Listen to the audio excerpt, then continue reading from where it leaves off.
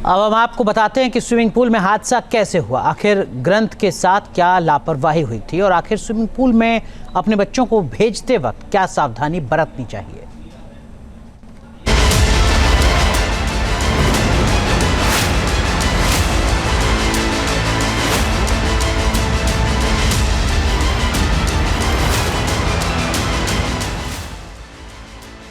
क्या आपका बच्चा भी स्विमिंग पूल में तैरने जाता है?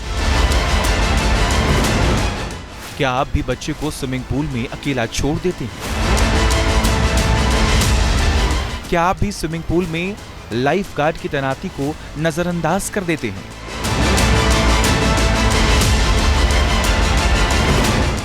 और सबसे बड़ा सवाल ये कि क्या आपको पता है कि स्विमिंग पूल में छोटी सी चूक एक बड़े हादसे में कैसे तब्दील हो जाती है? गर्मी की छुट्टियां शुरू होते ही बच्चों की भीड़ स्विमिंग पूल की तरफ दौड़ती है, लेकिन क्या कभी आपने सोचा है स्विमिंग पूल की तैराकी जितनी रोमांचक दिखती है उतनी जानलेवा भी है। स्विमिंग पूल की गहराई अगर उम्र और क्षमता के मुताबिक नहीं हो तो एक चूक जान ले सकती है। वैसे तो देश में सार्वजनिक और प्राइवेट स्विमिंग पूल्स की गहराई तय करने का कोई एक समान पैमाना नहीं है, लेकिन इंटरनेशनल गाइडलाइंस और लोकल बॉडीज कुछ सलाह देती हैं। बच्चों के लिए स्विमिंग पूल की गहराई 2 फीट से ज्यादा नहीं होनी चाहिए। ये गहराई बच्चों के घुटनों तक होती है, जबकि ट्रेनिंग पूल्स की गहराई 1.2 मीटर से लेकर 1.4 मीटर तक होनी चाहिए। ये बताइए कि जब आप लोग बच्चों को सिखाते हैं तो किन किन बातों का आप लोग ध्यान रखते हैं? हम बच्चे को जैसे अपन लेते हैं कम से कम 6 से 7 बच्चे लेते हैं कोच। और कोच क्या करता है कि बच्चे का ऊपर ही ध्यान देता है वो, बाकी इधर उधर नहीं देखता है वो। बाकी जो बच्चा डूब गया नहीं तो कुछ होता है, बच्चे का कोई प्रॉब्लम होता है तो लाइफ गार्ड ऊपर से देखता है। कम से कम 10 से 15 बच्चे का ऊपर 2 लाइफ गार्ड रहता है। 10 से 15 बच्चों पे 2 लाइफ गार्ड और 6 से 7 बच्चों के ऊपर 1 कोच रहता है। हाँ। तो लाइफ गार्ड जो है वो ऊपर से ध्यान देता है और कोच जो है पानी के अंदर बच्चों को सिखाता है। यहाँ पर जो हादसा हुआ, क्या लग रहा है आपको कि किसकी गलती हो सकती है? वो लाइफ गार्ड का लाइफ गार्ड को ध्यान रखना चाहिए था, क्योंकि कोच तो ट्रेनिंग कर रहा है, उसका ध्यान उस बच्चे पर है जिसको वो सिखा रहा है। लेकिन लाइफ गार्ड का काम था कि वो ध्यान रखे कि पूल में कौन सा बच्चा डूब रहा है, कौन सा बच्चा कहाँ है, कर रहा है। हाँ। हाँ। आप लोग किस तरह से ध्यान देते हैं?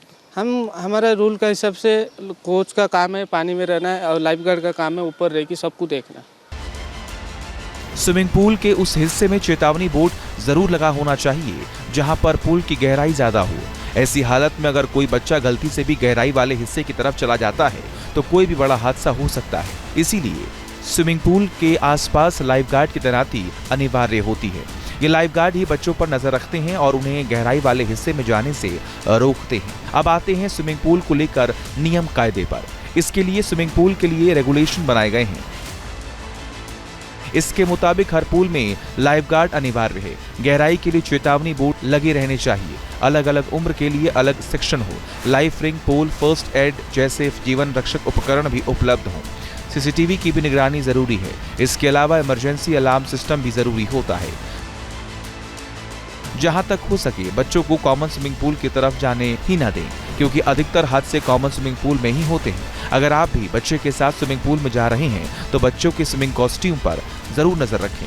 साथ ही ये भी जरूरी हो जाता है कि पूल के खतरों के बारे में बच्चों को जरूर जानकारी दें। पानी की गहराई के बारे में जानकारी होनी चाहिए। बिना स्विमिंग जैकेट बच्चों को स्विमिंग पूल में न उतरने दें। ज्यादा ऊंचाई से कूदने की कोशिश नहीं की जानी चाहिए। पुल बोर्ड पर दौड़ने से बच्चों को रोका जाना चाहिए। पुल में बच्चों को कभी भी अकेले स्विमिंग न करने दें। मुंबई के मासूम ग्रंथ के साथ ऐसा ही हुआ। वो स्विमिंग पूल में गहराई वाले हिस्से में जा पहुंचा था, जबकि वहां लाइफ गार्ड भी मौजूद थे, लेकिन किसी ने ध्यान नहीं दिया और ग्रंथ गहराई वाले हिस्से में है। इसीलिए स्विमिंग पूल के आसपास लाइफ गार्ड की तैनाती को किसी भी कीमत पर नजरअंदाज नहीं किया जा सकता। अधिकतर हादसे इन्हीं लापरवाही की वजह से होते हैं। बच्चों पर नजर रखने वाला कोई नहीं। गहराई के निशान मिट चुके होते हैं। गंदा या फिसलन भरा फर्श, सुरक्षा नियमों का पालन नहीं, पानी की सफाई और विजिबिलिटी घटिया।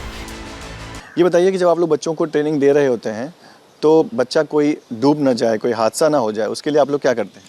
वो अपना लाइफ गार्ड तो रहता है, हम लोग कोचिंग करते करते थोड़ा भी ध्यान देता हूँ। अच्छा, कोचिंग करते हुए आप लोग भी ध्यान देते हैं, लेकिन लाइफ गार्ड का काम होता है। पर जो अगर डूब रहा है कोई देख लेता है हम बचाते हैं उसमें भी। अच्छा, मतलब आप लोग अगर किसी को देखे तो बचाते ही हैं, हाँ, बचाते लेकिन जो लाइफ गार्ड होता है वो हमेशा मॉनिटरिंग करता हाँ वो तो स्पेशल सेविंग के लिए रहता ही है। है। अच्छा, हाँ सर। उसका काम ही है कि कोई डूब रहा है उसको बचाना। हाँ सर। इसीलिए स्विमिंग पूल की सेफ्टी साइन को जरा भी नजरअंदाज करना ठीक नहीं। ये जिम्मेदारी स्विमिंग पूल संचालक की भी है और हमारे समाज की भी। स्विमिंग तो एक कला है, एक खेल भी, और ये खेल मातम में ना बदल जाए, हमें इसका ध्यान रखना होगा।